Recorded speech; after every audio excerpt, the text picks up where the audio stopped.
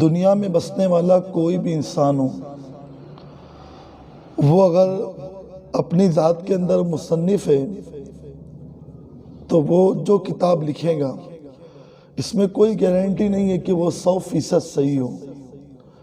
لکھنے والا جو بھی انسان ہے وہ اس کا حرف آخر یہی لکھتا ہے کہ اگر اس کے اندر کوئی غلطی نظر آئے تو ہمیں متنبہ کرے، ہمیں آپ غلطی کے بارے میں اطلاع دیں تاکہ ہم آنے والے معاملات کے اندر اس کی درستی کر سکے، اصلاح کر سکے۔ مگر اللہ تبارک و تعالیٰ نے یہ شان صرف قرآن مقدس کی رکھی ہے کہ جب اسے کھولتے تو اسے سب سے پہلا لفظ یہی پڑھنے کو آتا ہے، ذالک الکتاب لا ریب، کہ بے شک اس میں شک کی کوئی گنجائش نہیں ہے، اس میں شک کے لیے کوئی جگہ ہی موجود نہیں ہے۔ سوچے، جس قرآن کی شروعات ہی اس بات سے ہو رہی ہو کہ اس میں کوئی شک کی گنجائش نہیں، یہی وجہ ہے کہ دنیا کا کوئی رائٹر اگر کتاب لکھے نا تو اس کو آگے والے جو نتائج ہوتے ہیں، آگے آنے والے نتائج، وہ نتائج کی طرف وہ رائٹر کا دھیان نہیں ہوتا۔ اس کی کتاب پڑھ کے کون سے لوگ کیا ذہن بنائیں گے؟ ناولوں کو پڑھ کے آج لوگ گمراہ نہیں ہو رہے، کہانیوں کو پڑھ کے آج لوگ گمراہ نہیں ہو رہے، ڈراموں کو پڑھ کے آج لوگ گمراہ نہیں ہو رہے، بڑی بڑی ذہین کتابوں کو پڑھ کے لوگ گمراہ نہیں ہو رہے۔ مگر یہ قرآن کی شان ہے کہ قرآن کو اللہ تبارک و تعالیٰ نے اس شان سے ترتیب دیا ہے اور صحابہ کرام نے اس شان سے ہم تک کے پہنچایا ہے۔ ضرورت کے مطابق ایسی آیتیں اتاری گئی کہ قرآن صرف آج کے دور کے لیے انسان کے لیے نہیں، قرآن صرف پچھلے دور کے انسان کے لیے نہیں، بلکہ قرآن قیامت تک کے آنے والے انسانوں کے لیے ہدایت کی راہ ہے۔ جو بھی انسان قرآن مقدس سے ہدایت چاہیں گا، قرآن مقدس اسے اپنا نور نصیب فرمائے گا۔ میرے پیارے آقا صلی اللہ تعالیٰ علیہ وسلم کے پیارے دیوانوں، یہی وجہ ہے کہ حضرت امام شافعی رحمۃ اللہ تعالیٰ علیہ جیسے بزرگ نے اپنی کتاب لکھی اور اپنے شاگرد کو دیا، کہا کہ میرے سامنے بیٹھ کے اسے پڑھ کے سنا۔ شاگرد بیٹھا، پڑھ کے سنایا۔ پہلے سنانے کے اندر حضرت نے کچھ غلطیاں نکالی، اس کے بعد کہا دوسرے دن آنا، دوسرے دن کے بعد حضرت نے اور غلطیاں نکالی، کہا تیسرے دن آنا۔ خود کی کتاب پڑھنے والا شاگرد اور غلطیاں نکالتے جا رہے ہیں۔ اس کے بعد تیسرا دن جب آیا تو حضرت کہتے کتاب بند کر دو۔ آج میں سمجھ گیا کہ دنیا کی کوئی بھی کتاب لکھی جائے وہ 100% صحیح نہیں ہو سکتی، اس میں غلطیوں کا امکان ہے۔ صرف یہ خدا کا کلام ہے، صرف یہ قرآن کی شان ہے کہ اللہ تبارک و تعالیٰ نے جب سے اتارا ہے نہ ایک حرف کم ہو سکتا ہے، نہ ہی کوئی غلطی کی گنجائش یہ بہت وزنی لفظ ہے۔ یہ نہیں کہ اس میں نہیں ہو سکتی غلطی، گنجائش ہی نہیں ہے۔ ہم اکثر کہتے ہیں نا کہ کسی چیز کی گنجائش ہی نہیں ہے، تو اللہ تبارک و تعالیٰ نے اسی لیے کہہ دیا کہ ذالک الکتاب لا ریب، کہ اس کے اندر کسی بھی شک کی گنجائش ہی نہیں ہے۔ اسی لیے اللہ والوں نے قرآن مقدس کی آیتوں کو اور قرآن مقدس کی تعلیمات کو اپنے سینے سے لگا کے رکھا۔ حضرت جنید بغدادی رحمۃ اللہ تعالیٰ علیہ نے اپنے مرید کو ایک صندوق دیا، کہا یہ صندوق لے کے جاؤ اور لے کے جانے کے بعد یہ صندوق کو دریا میں ڈال دینا، مگر شرط یہ ہے کہ صندوق کو کھول کے مت دیکھنا۔ یہ صندوق کھول کے دیکھنا نہیں، جو یہ صندوق کے اندر رکھا ہوا کیا ہے۔ مرید تو مرید ہوتا ہے، سچا مرید تو اسے کہتے ہیں جو پیر کے راز سنبھال کے رکھے۔ سب سے پیارا مرید وہی ہے، اور پیر بھی اسے کہتے ہیں جو خود کا بندہ نہ بنائے، خدا کا بندہ بنائے۔ سب سے پیارا پیر بھی اسے کہتے ہیں۔ وہ مرید گیا صندوق لے کر، اور جیسی دریا کے اندر صندوق ڈالا تو دریا نے راستہ دے دیا۔ وہ گھبرا گیا، واپس حضرت کی بارگاہ میں کہا کہ حضرت کیا بات ہے؟ صندوق کے اندر ایسی کون سی بات تھی؟ چونکہ میں سوال نہ کرتا، آپ نے کہا تھا دیکھنا مت، مگر جو میں نے واقعہ دیکھا ہے دریا کے اندر کہ دریا نے صندوق کے لیے راستہ دیا، ایسی کون سی قیمتی چیز تھی؟ جنید بغدادی کہتے ہیں تو قیمتی چیز کی بات کرتا ہے نا، سن، وہ صندوق کے اندر میں نے ایک کتاب لکھی ہے، اور وہ کتاب وہ صندوق کے اندر رکھی ہے۔ جو کتاب صندوق کے اندر رکھ کر میں نے تجھے دی، وہ کتاب کا معاملہ یہ ہے کہ میں نے 12 سال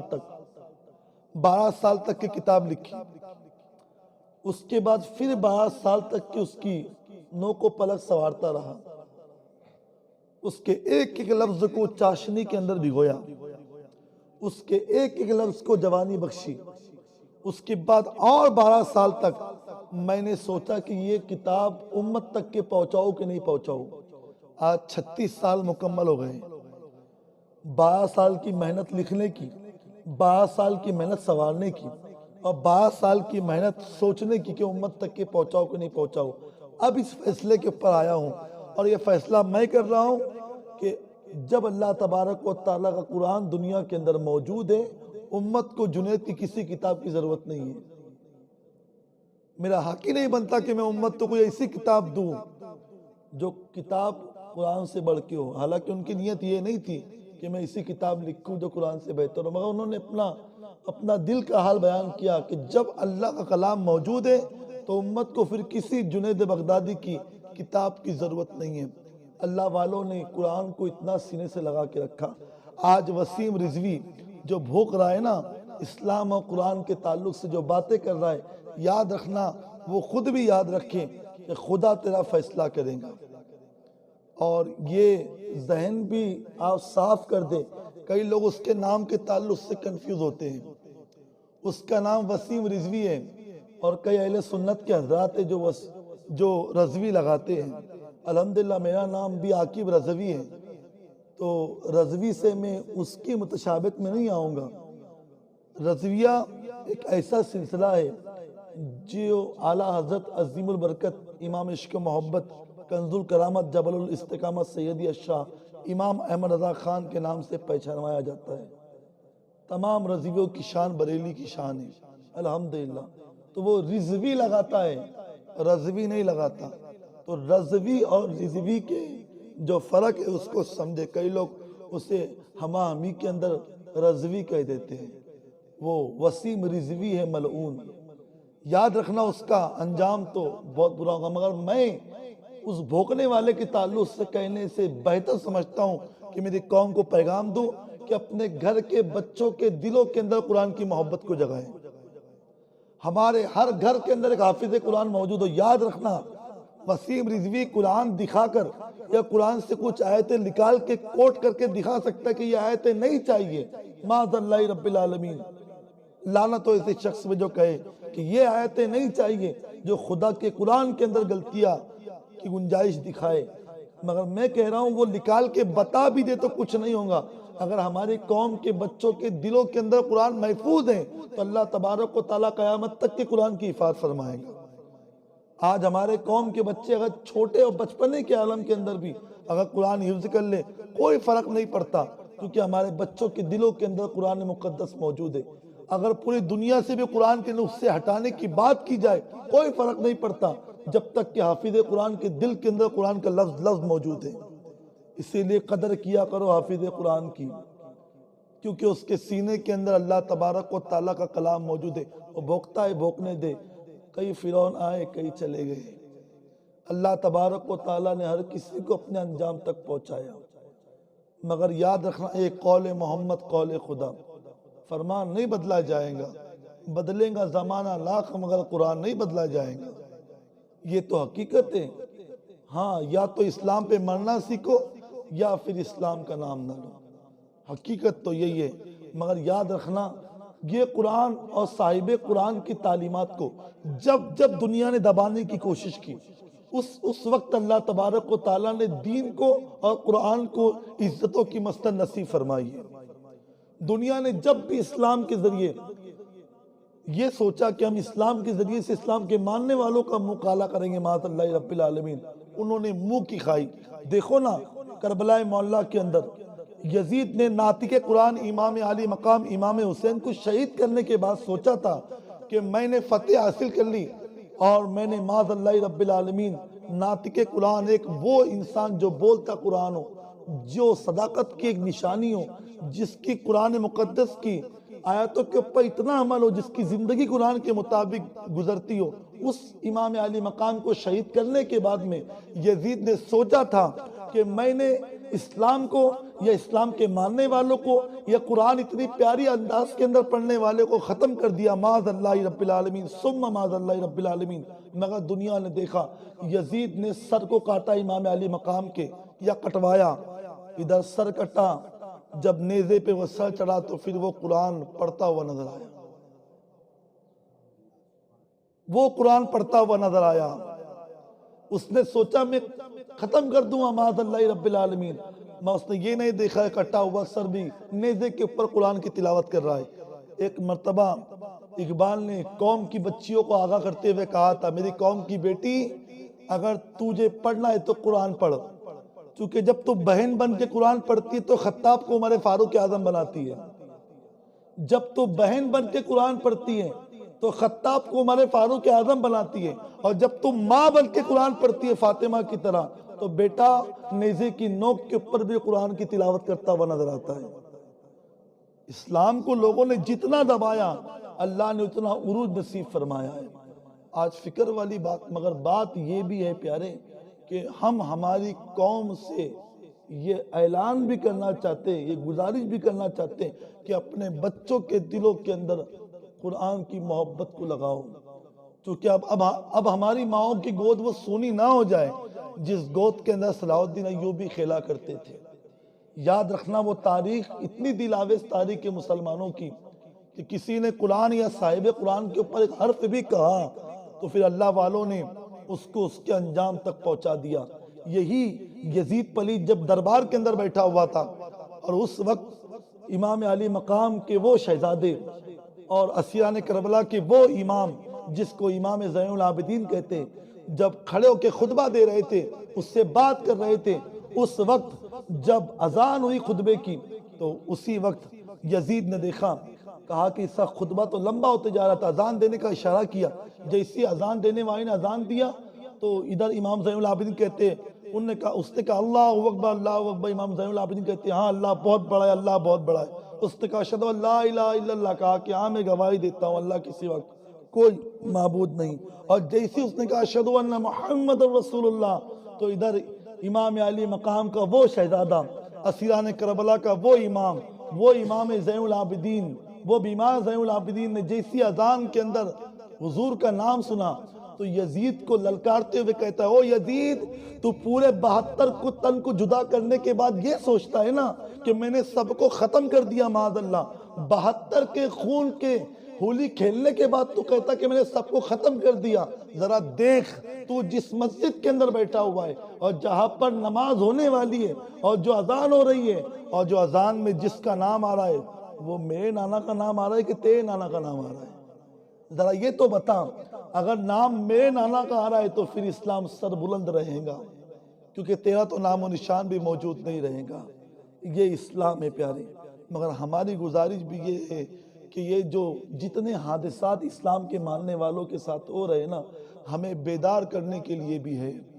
کبھی ہماری بچیاں سوسائڈ کر رہی ہے، وہ غم ہمارا ہلکا نہیں ہوتا کہ دوسرا وسیم رضوی ملعون تیار رہتا ہے ہمارے لیے، جو ہمارے دلوں کو ٹھیس پہنچاتا ہے۔ اس نے صرف ایمان والوں کو نہیں بلکہ پوری دنیا کے اندر بسنے والے ایمان والے جتنے بھی ہیں سب کے دلوں کو تکلیف پہنچائی ہے، سب کے دلوں کو تکلیف پہنچائی ہے۔